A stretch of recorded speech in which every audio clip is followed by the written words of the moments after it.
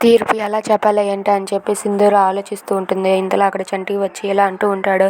అయినా ఆ రోజు మీరు మీ అమ్మ నాన్న మాట వినకపోవడమే ఇప్పుడు ఇంతవరకు వచ్చింది అని చెప్పి చంటి అంటూ ఉంటాడు. ఇంతలో అక్కడికి కేశవ వచ్చి, అమ్మ సింధూర, రేపు నువ్వు చెప్పే తీర్పులో ఏమైనా లోటుపాట్లు ఉంటే మంచుకొండలో ఉన్న మీ అత్తయ్య అగ్నిపర్వతంలా పేలుతుంది.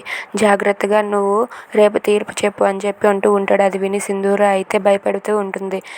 ఇక అక్కడ రచ్చబండ దగ్గర అందరూ అయితే తీర్పు కోసం ఎదురు చూస్తూ ఉంటారు. సింధూర అలాగే చంచలమ్మ వాళ్ళిద్దరూ కూడా తీర్పు చెప్పడం కోసం అని చెప్పి దేవుడికి దండం పెట్టుకొని బయలుదేరుతారు. ఇక కారులో సింధూరాన్ని కూర్చోబెట్టాక చంచలమ్మ, చంటి ఇలారా, రచ్చబండ దగ్గరకు తీర్పు చెప్పడానికి వెళ్తున్నాం, నువ్వు ఎదురురా చంటి అని చెప్పి చంటిని ఎదురు రమ్మంటుంది. దాంతో అక్కడ ఉన్న చంటి అయితే సరే అమ్మగారు అని చెప్పి సింధూర అలాగే చంచలమ్మకు ఎదురు వస్తాడు. అది చూసి చాముండి వాళ్ళైతే విరుచుకుపడుతూ ఉంటారు. ఇక చంటి ఎదురు రావడంతో సింధూర వాళ్ళైతే రచ్చబండ దగ్గరికి వెళ్తారు. Thanks for watching friends, please subscribe.